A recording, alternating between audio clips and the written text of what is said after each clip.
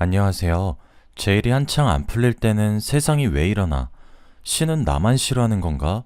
원망도 많이 했지만, 시간이 지나고 보니 인생사 전부 세옹지마인가 보다 깨닫게 되었습니다. 한번 깨닫고 나니 전처럼 조바심 나거나 남을 부러워하는 마음도 가지지 않게 되었어요. 인생은 누구나 자기만의 속도로 자기만의 길을 가는 거라 생각하니 다른 사람한테 시선을 돌릴 필요가 없어지더군요.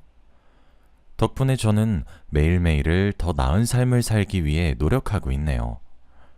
저희 어머니가 버릇처럼 사람의 인생에도 계절이 있다 하셨는데, 이제는 그 뜻을 알 것 같아요.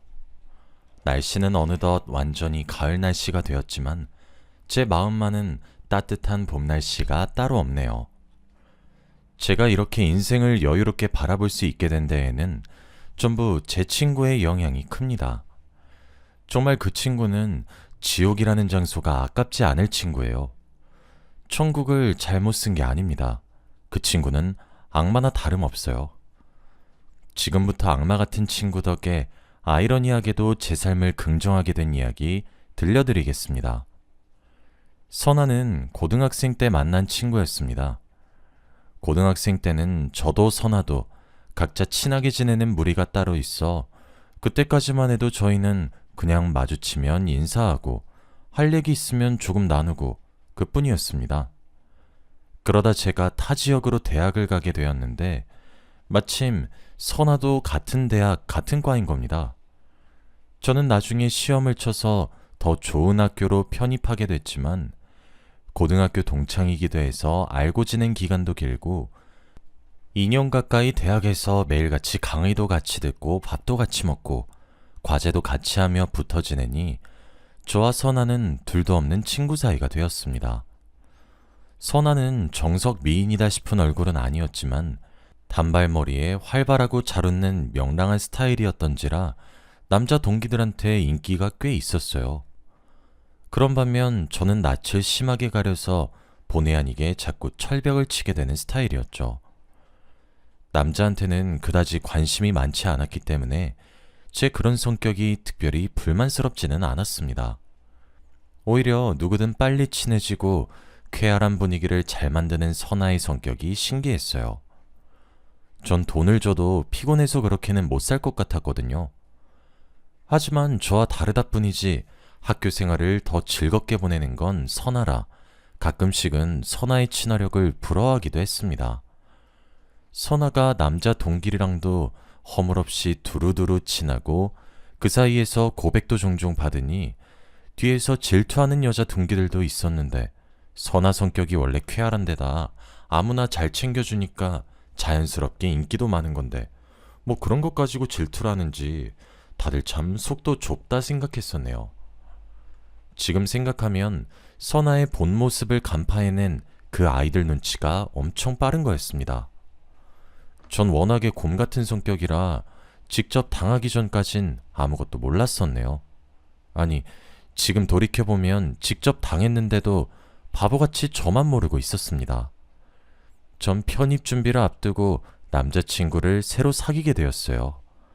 남자친구가 먼저 저를 좋아해서 열렬히 구애하는 걸 제가 받아줘서 사귀게 된 거였죠. 전 사실 그 당시에 편입에만 집중하고 싶어서 어차피 잘해주지도 못할 거 남자친구를 사귈 마음이 없었거든요. 그런데도 너무 열심히 고백해오길래 일단 사귀어보고 아니다 싶으면 그때는 헤어져야겠다 하는 마음으로 사귀게 되었어요. 그리고 솔직히 말하자면 남자친구가 인물도 꽤 좋아서 학교 내에서 인기도 많았었거든요. 기왕 사귀는 거 매력 없는 사람보다야 인기가 많다는 건 다 그만한 이유가 있겠지 싶었습니다. 다행히 남자친구는 어렵게 저랑 사귀게 된 만큼 제게 잘하려고 애쓰고 늘 저를 배려하더군요. 그 마음 씀씀이 때문에 저도 어느 순간부터 남자친구에게 마음이 조금씩 생겨나던 무렵이었어요. 그런데 갑자기 남자친구가 제게 이별을 통보하더군요. 선아에게 다 들었다며 사실 자기를 좋아하지도 않으면서 갖고 놀았던 거냐고, 그동안 재미있었냐고, 뭐 이런 꽃뱀 같은 게 다 있냐며 절 앞에 두고 온갖 쌍욕을 하는데 어이가 없었어요. 너무 당황스러워서 남자친구에게 처음엔 그랬지만 나도 서서히 마음을 열고 있었다고 사실을 전할 수도 없었죠. 그렇게 갑작스럽게 남자친구와 헤어지게 된 후 선아에게 연락을 했습니다. 남자친구가 갑자기 나보고 헤어지자 하는데 혹시 네가 무슨 말을 전한 거냐고 물었죠. 그랬더니 제 남자친구가 저랑 사귀면서도 늘 너무 외로워 보이길래 선아가 충고 겸 말을 전했대요. 근데 그 내용이 제가 편입 준비 때문에 바쁜데 자꾸 남자친구가 귀찮게 연락해서 고민이다 라고 선아한테 말한 것처럼 되어 있더군요. 이제와 생각해보면 제가 자기보다 인기 많고 잘난 남자를 사귄다는 사실을 못 견뎌한 나머지 이간질한 게 틀림없었죠. 하지만 아무래도 그 당시에는 잘 사귀다가 갑자기 절더러 꽃뱀이네 뭐네 욕하는 전 남자친구보다는 선아가 더 믿을만하다고 생각돼서 바보같이 선아 말을 곧이곧대로 믿고 말았습니다. 그땐 제가 생각해도 참 순진했네요. 그리고는 편입 준비에만 몰두했기 때문에 슬퍼할 겨를도 없이 그냥 인연이 아니었나 보다 생각하고 넘기게 됐어요. 그 결과 제가 원하던 대학에 편입 시험에 합격하고 저와 선아는 그때부터 서로 다른 대학에 다니게 되었습니다. 저는 서울로 가고 선아는 지방에 남게 되었어요. 그래도 한동안 즐겁게 지내온 시간이 있어서 연락은 끊기지 않고 매 학기에 두어 번 정도는 각자 지역을 왔다 갔다 하면서 우정을 이어갔어요. 그런데 제가 편입하고 한 학기쯤 지났을까요? 선아랑 오랜만에 만나 술집에서 얘기하는데 테이블 위에 놓여진 선아폰에 전화가 왔어요. 화면을 보니 현상 오빠라고 적혀 있는데 그때 뭔가 싸했습니다. 제가 편입하기 전쯤 선아가 전한 말 때문에 헤어진 남자친구 이름도 현상이었거든요. 선아 얼굴이 살짝 굳더니 잽싸게 전화를 끊어버리더군요. 그 행동이 더 수상해서 내가 아는 그 현상 오빠냐고 물으니 한참을 망설이다 맞다고 대답하더군요. 제가 편입하고 난 후에 동아리며 대외 활동이며 우연히 만나게 되는 일이 많았고 얼굴을 자주 보다 보니 호감이 생겨 사귀게 되었대요. 근데 아무래도 제 전 남자친구이다 보니까 제게 말하기 꺼려져서 여태 숨기고 있었다고 털어놓더군요. 솔직히 기분이 썩 상쾌하진 않더군요. 하지만 어차피 짧게 사귄 사람이고 헤어진 지 오래되기도 한데다 편입한 학교에서 새로운 사람을 만나 교제 중이었기에 대수롭지 않게 여기고 너그럽게 축하해줬습니다. 3살 버릇 80까지 간다더니 여기서 선아와의 연을 끊어냈어야 했어요. 그러다 학년이 올라가면서 점점 바빠지고 졸업 후 취업까지 하니 선아와의 연락이 점점 뜸해졌습니다. 선아를 다시 만나게 된 건 30대 초반이 되어서였어요. 그때는 제가 이미 누군가의 아내가 되어 있었죠. 다음 날이 명절 연휴라 머리를 깔끔하게 정리할 겸 미용실에 갔는데 제가 자주 갔던 미용실 원장님의 예약이 가득 찼더라고요. 하는 수 없이 급한 대로 근처 다른 미용실에 갔는데 거기에 선아가 있었습니다. 뜻하지 않은 장소에서 만나게 돼 저희 둘 다 깜짝 놀랐었습니다. 제가 서울에는 웬일이고 왜 갑자기 미용을 시작한 거냐 물으니 성적도 안 좋고 전공 살려서 벌어먹기도 힘들어서 뒤늦게 미용 기술을 배웠대요. 지방에서 미용사 하는 것보다는 사람 많은 서울이 좋을 것 같아 서울로 와서 견습 미용사로 일을 하고 있다 하더군요. 저는 오랜만에 만난 선아가 반가워 이런저런 이야기를 주고받았습니다. 제가 결혼했다는 사실을 듣고는 깜짝 놀란 선아는 자기도 사실 대학 졸업하고 얼마 안 있어 결혼했다는 소식을 전하더군요. 상대는 현상 오빠가 아니더군요. 이걸 다행이라 해야 할지 참. 아무튼 잠시 못 본 새에 여러 일들이 있었구나 하며 이런저런 위로를 건네고 있었어요. 오랜만에 만나니 전에 있었던 찝찝한 일은 하나도 기억이 안 나고 수원해진 친구를 다시 만났다는 즐거움만 느껴지더군요. 마침 선아네 집이 제 회사와 가까운 곳에 있어 저는 자주 놀러 가기도 하면서 대학에 다닐 때보다 저희 우정은 좀 더 돈독해졌습니다. 제가 그때 취업하고 결혼하느라 다른 친구들과 자연스럽게 멀어진 상태였고, 결혼한 지 1년이 넘어가는데 아이가 없어 여러모로 스트레스 받던 시기였거든요. 그런데 우연히 선아를 다시 만나 우정을 쌓으니 나름대로 힐링이 되고 의지가 되더군요. 그런데 너무 갑작스럽게 선아 남편의 부고 소식을 전해 듣게 되었어요. 원래도 심장이 약하다고 듣긴 했는데 자다가 갑자기 심장마비를 일으켰대요.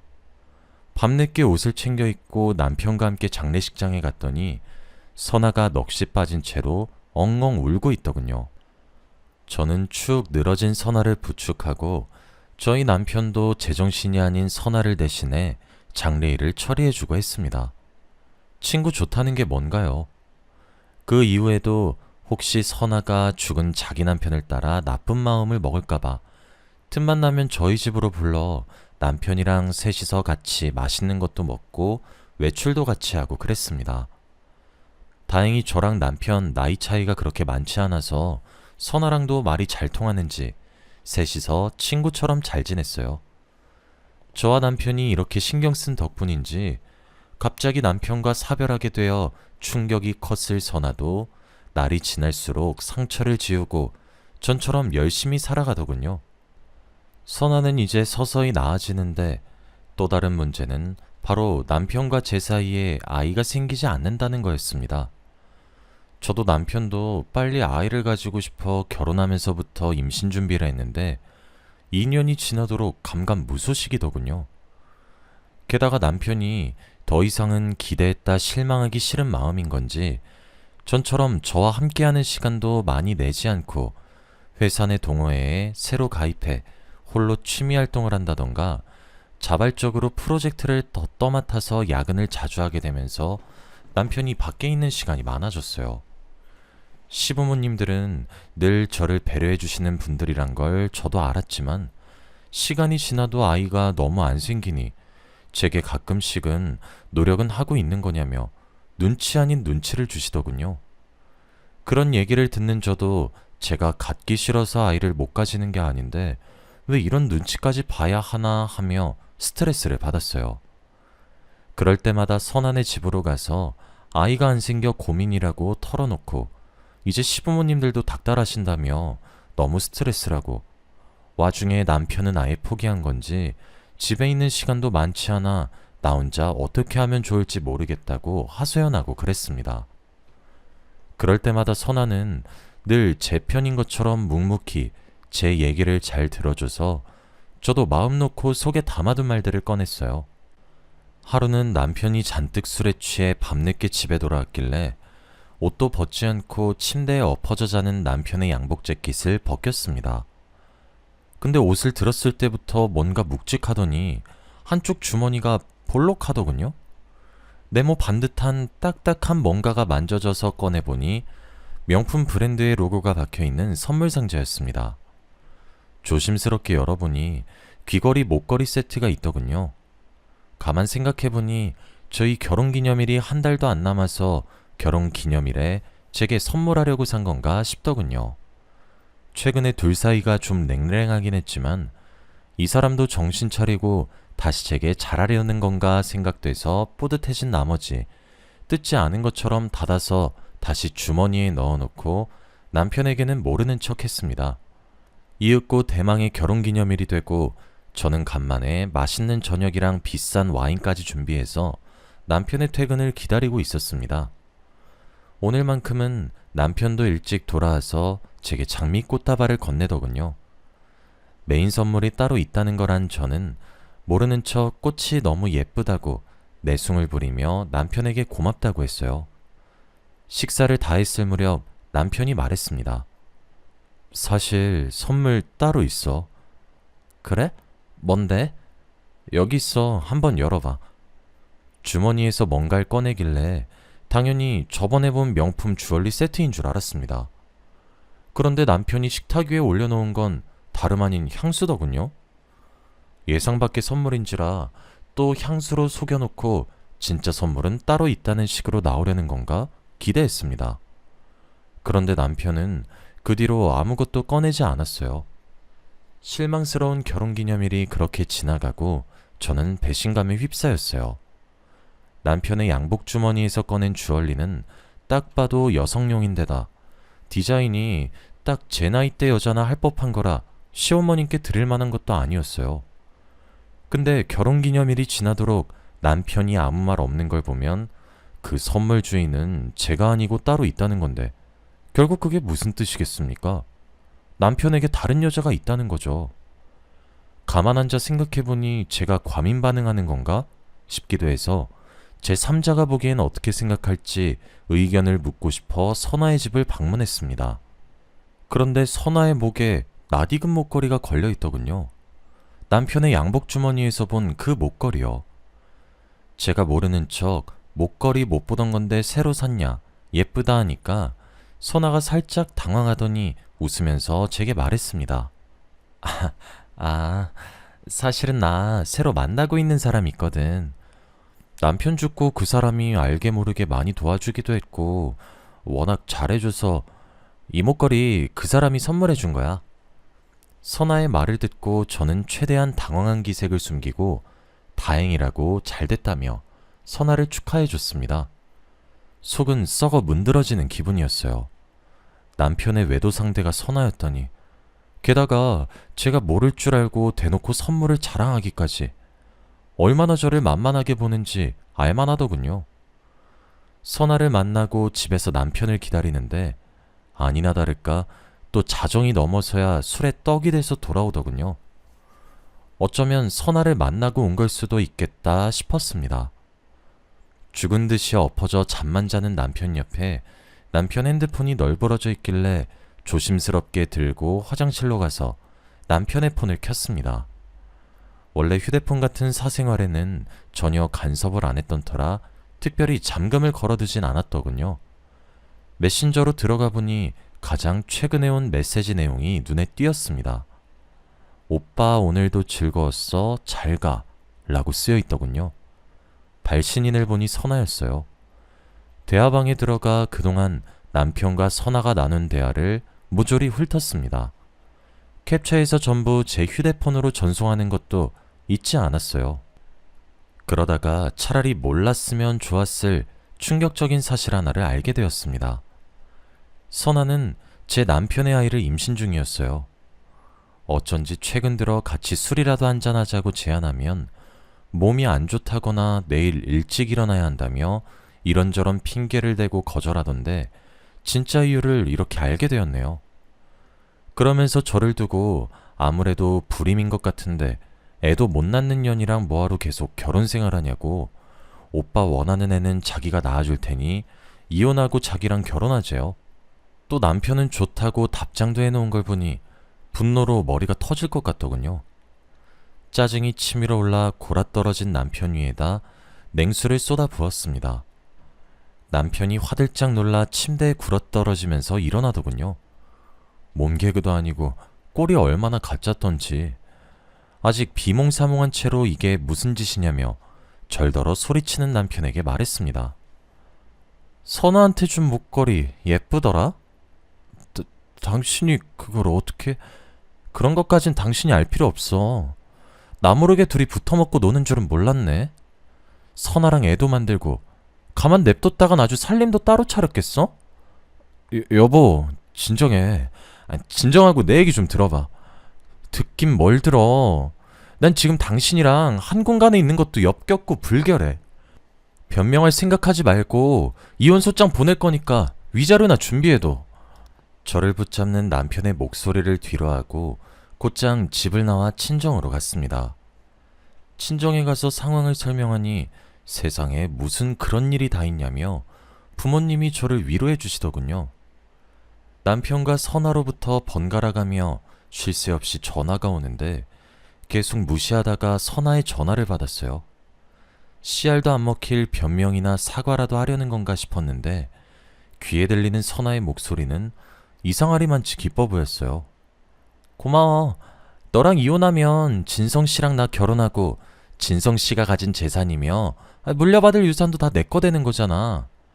네가 순순히 이혼 안 해주면 어떡하지 걱정했는데 이렇게 쉽게 물러나서 얼마나 다행인지 몰라. 나는 돈 생겨서 좋고 너는 바람난 남편이랑 이혼해서 좋고. 대체 무슨 소리를 하는 건가 싶었어요. 반성하는 기색 하나 없이 뻔뻔스럽게 말을 이어가는데 진짜 악마가 있다면 바로 저런 인간일까 싶을 정도였습니다.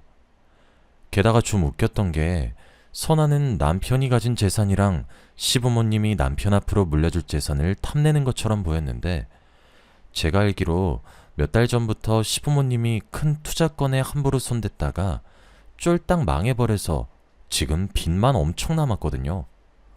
겉으로 보기엔 여전히 잘 사시는 것처럼 보여도 갚을 능력도 없이 대출만 엄청 끌어모으는 바람에 돌아가시면 전부 남편이 갚아야 하고 남편도 과시욕이 좀 있어서 외제차며 명품이며 사모으는 버릇이 있는 거지 절대로 모아둔 재산이 많은 건 아니에요. 집안에 돈도 많이 없는데 명품을 그렇게 모아댔으니 저축이 남아났겠습니까?